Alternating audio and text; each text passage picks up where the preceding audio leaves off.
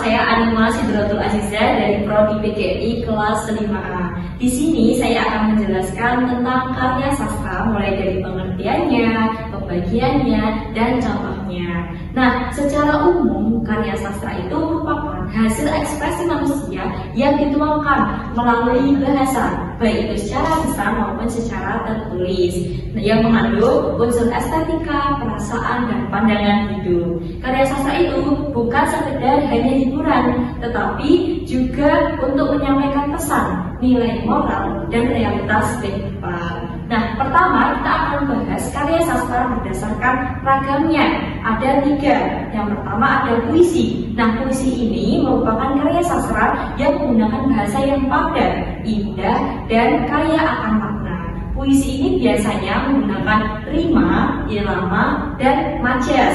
Contohnya seperti puisi yang berjudul Aku, karya Khairil Anwar, yang mana menceritakan tentang semangat perjuangan dan kebebasan diri. Nah, puisi itu sendiri juga terbagi menjadi puisi lama yang terikat aturan tertentu dan puisi baru yang lebih bebas. Nah, yang kedua ada prosa. Prosa di sini merupakan karya sastra yang ditulis dalam bentuk cerita yang mengalir seperti bahasa sehari-hari. Prosa ini dibagi menjadi beberapa jenis seperti novel, cerpen, dan promen. Contohnya itu pada karya Andrea Hirata, novel berjudul Laskar Pelangi. Nah, kemudian yang terakhir ini ada drama.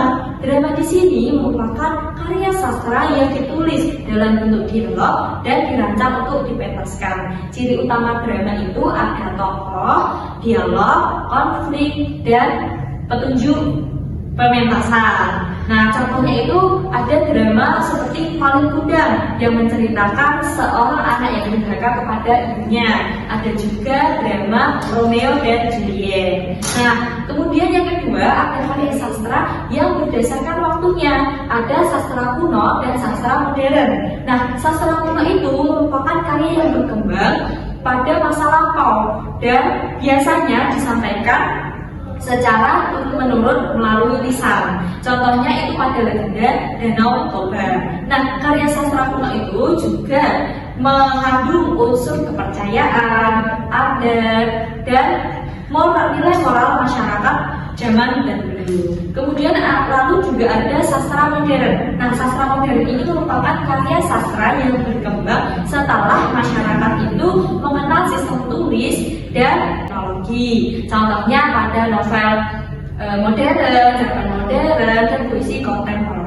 Nah, yang ketiga ini ada karya sastra berdasarkan jenisnya. Ada sastra fiksi dan ada sastra non-fiksi. Nah, sastra fiksi ini merupakan cerita rekaan atau khayalan yang berasal dari imajinasi pengarang, bukan kejadian nyata. Contohnya yaitu pada dongeng cerita Timun Mas melawan raksasa. Kemudian pada cerita non-fiksi ini merupakan karya sastra yang kejadiannya nyata berupa fakta.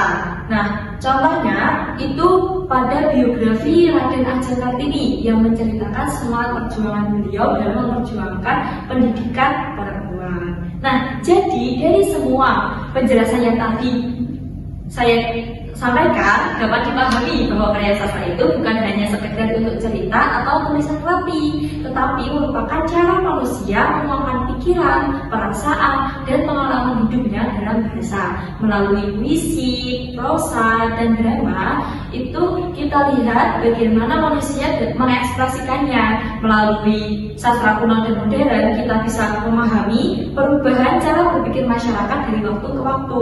Dan melalui karya fiksi dan non-fiksi tadi, kita dapat membedakan antara cerita yang bersifat imajinasi dan mana yang berupa fakta.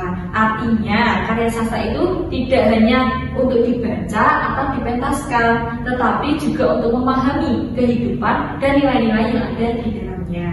Nah, semoga penjelasan saya tadi bermanfaat. Terima kasih. Wassalamualaikum warahmatullahi wabarakatuh.